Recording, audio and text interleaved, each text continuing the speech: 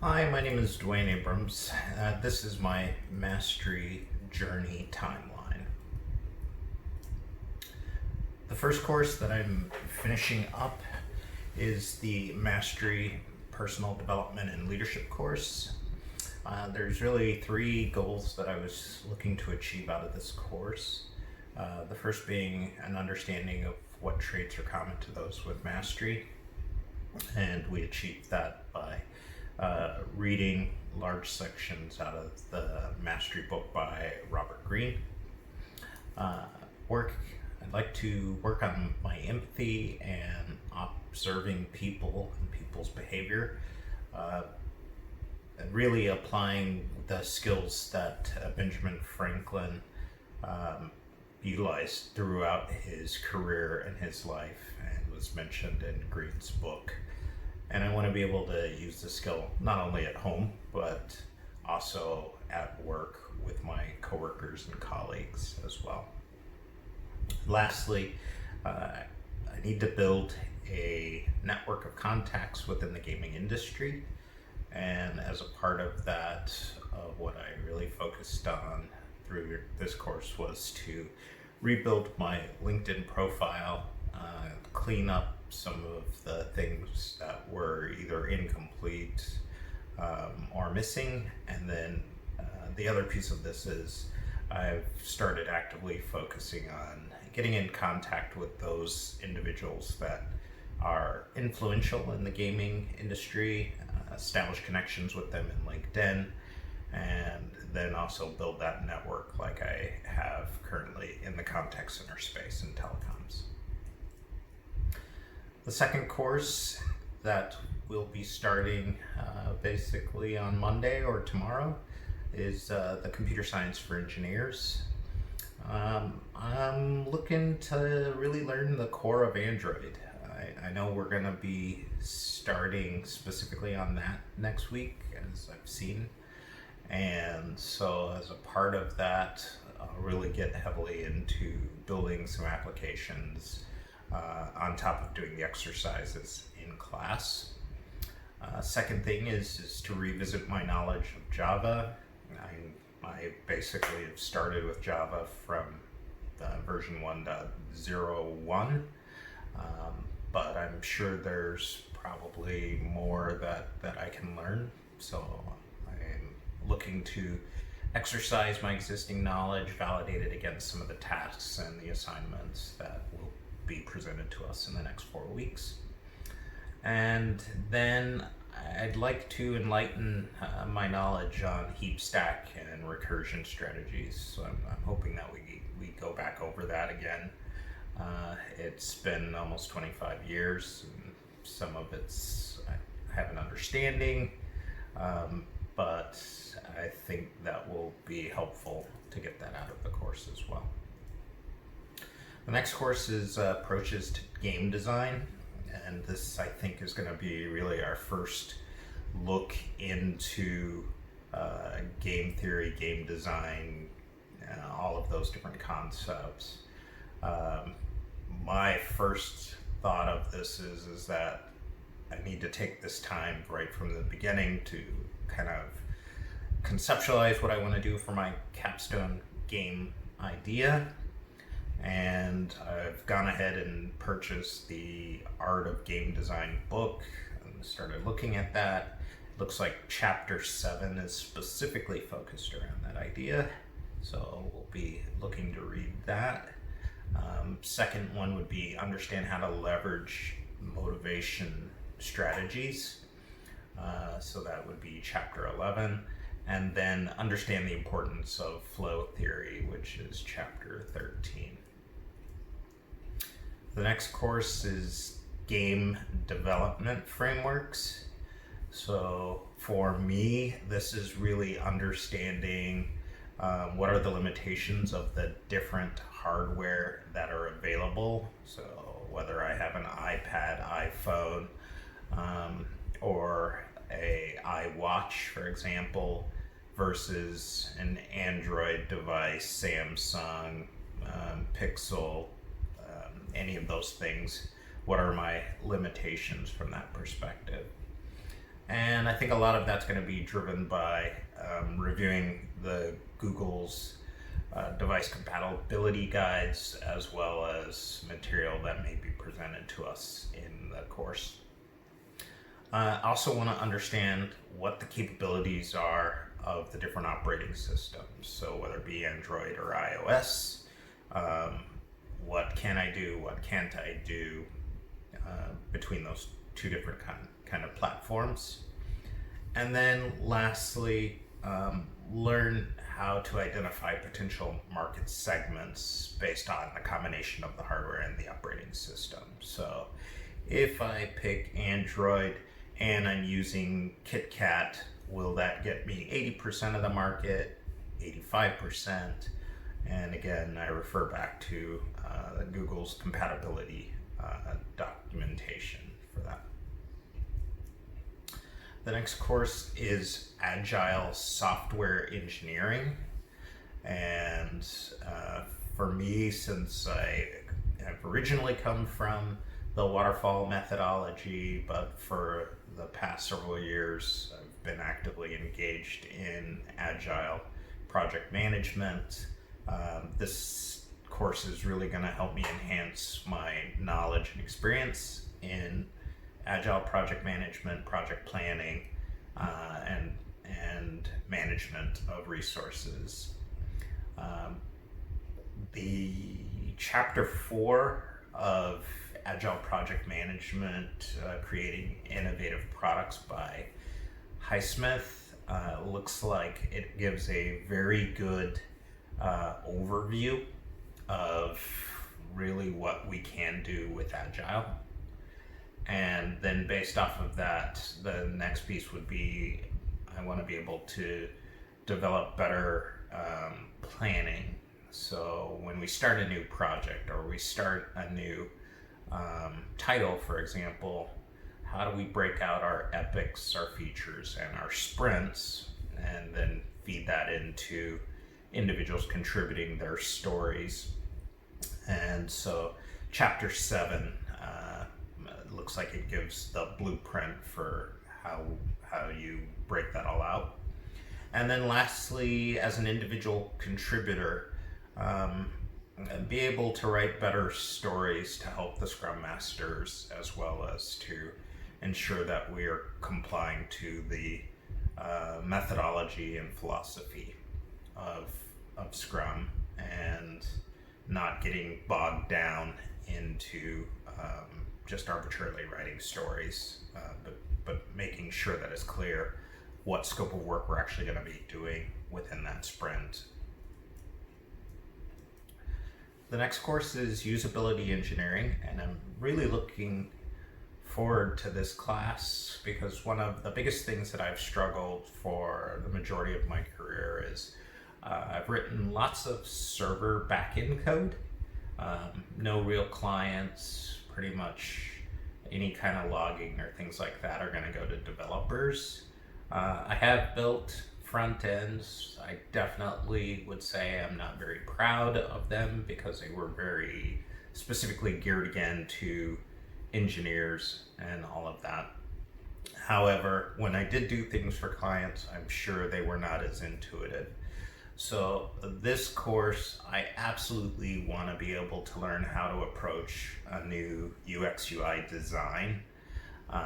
What is the psychology behind it of why we put buttons where we do and what size, font, and colors. And I started looking at the game usability documentation, the book. So I think pretty much the entire book is full of content from research and studies on why we put things together the way they do. I also want to learn how to leverage user feedback for improving game experience. But again, I don't look at this as just the gaming experience. It's going to be, yes, that is our primary focus, but it's also about building business applications and other front ends, so that experience combined together. And then lastly, expand my understanding of social gaming. So, why is it we play games online? What drives a community or a cult kind of following for a Call of Duty or some of the other big social gaming platforms that are out there? The next course is the mobile gaming business, and I am so looking forward to this class. I really am looking at it from the financials and business operations perspective. I want to learn how the different monetization strategies will apply. The Art of Game Design Chapter 32 seems to specifically address some of the common ones. So we definitely will be engaged for that. I'm also looking to see how pitching an idea to venture capital, to different existing larger studios, how that process works, and what specific skills do we need, or how do we need to conduct our presentation specifically for getting people to lend us money or advance us money to build a concept.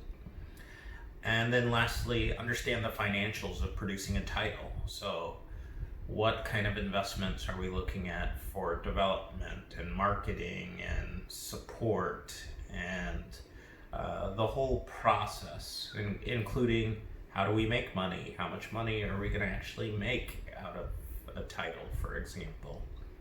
So those are the three objectives I'm looking for the mobile gaming business course. The storyboard and game design, I really see this as the start of us getting into the meat of building a game. And I would like to learn how to actually lay out a game concept. So how do I take this concept I have in my mind and get that on paper that I can then convey that idea to other people successfully and consistently. Chapter 16 of the Art of Game Design seems to clearly articulate that. Learning how to create a good user experience is chapter 23, which is the second thing that I want to do. And then apply storyboarding to my capstone project. So really start the process of vetting out my idea and getting that all documented. The next course is the Mobile Game Development 1. And the key reason why I'm in this program is I need to get proficient in the development tools. So it looks like we're going to focus on Unity in parallel to what we do inside the course. I'm also going to continue to pursue the Unity training online that's offered by Unity. And hopefully I will try to get certification with Unity as a Unity developer. In parallel to that, I need to get my skills up to snuff on Android Studio. Some of the concepts have kind of gone over my head, but I will continue to work the coursework as well as to really focus on the Android Studio game development side of the fence. So they now have a suite of tutorials specifically geared around game development with Android Studio and Unity combined together. And then lastly, I need to start learning about the Unity asset development. So I understand that we can purchase assets and sprites and characters and backgrounds and all those kind of things from Unity.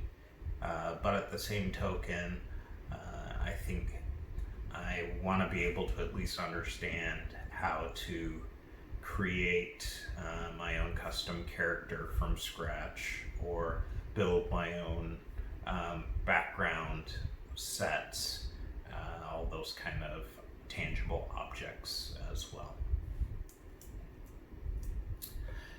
Then we have the mobile game development 2. And so I will continue to advance my skills in Unity. I want to know the full ins and outs, everything that I can and can't do in that product. And I want to be able to start getting focused on cross-learning Android Studio with Flutter. So Flutter is not necessarily directly related to game development, but it is another key component for building front ends and graphical front ends and things like that that we may embed inside of our game UI UX experience. So I will be trying to get up to speed on Flutter with Android Studio as well through Google's tutorials. And then lastly, I want to actively bridge Unity with cloud services, and specifically with Google Cloud services out there, so we can leverage some of the processing power and some of the gaming capabilities that Google is now launching with Google Cloud Games.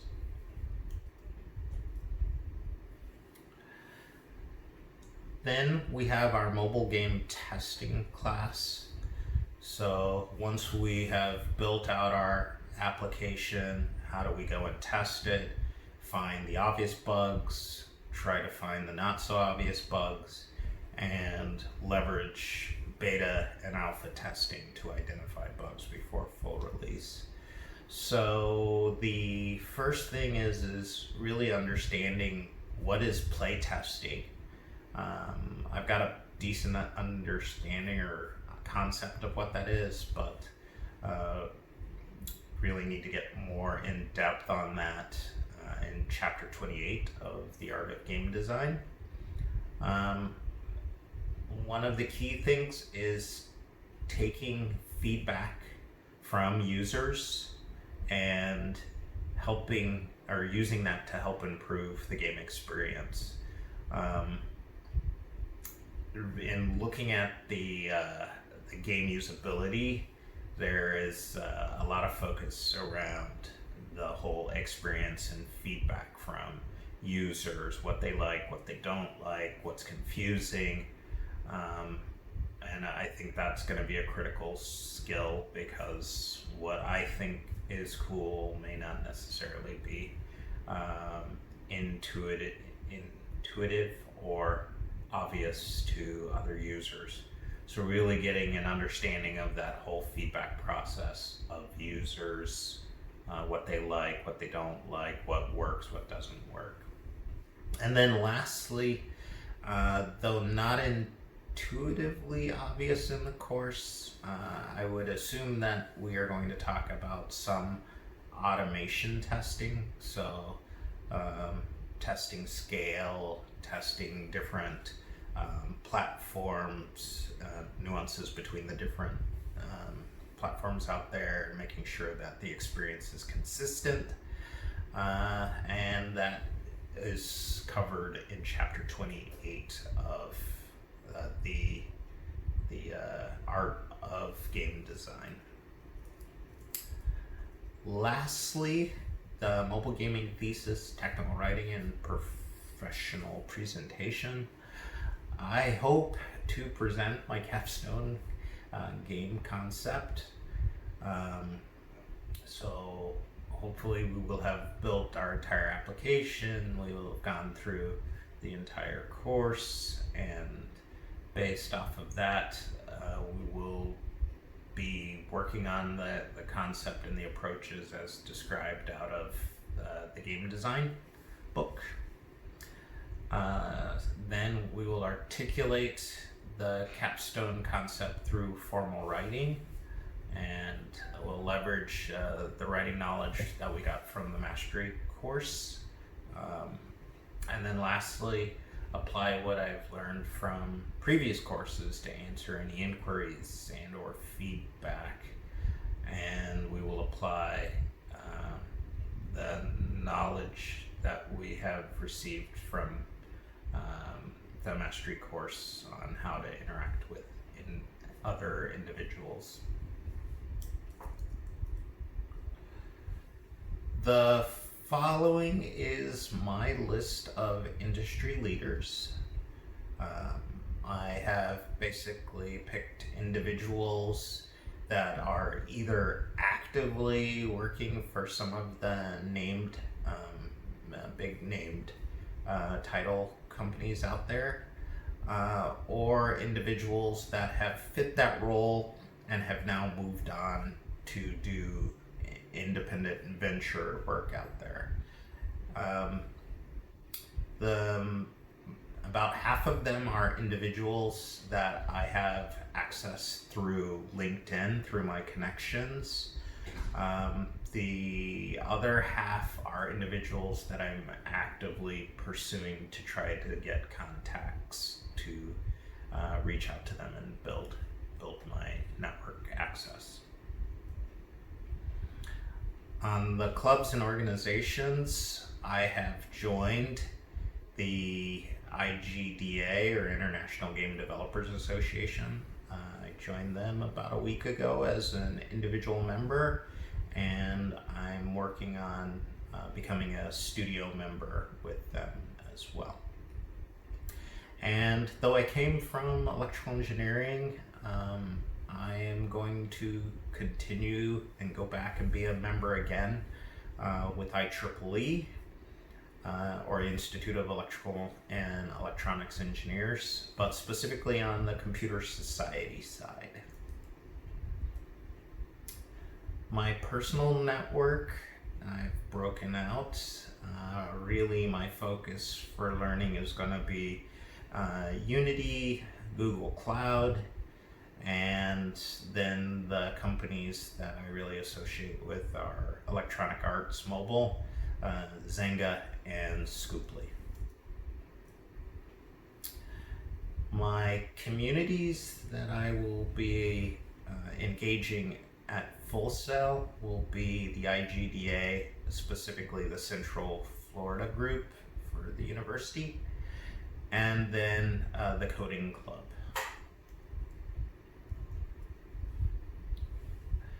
Qualities that I'm looking for in a mentor there's really 5, and I really am looking for someone who's going to be supportive. So when I need help, they're there and they can help guide me or give me some insight or direction.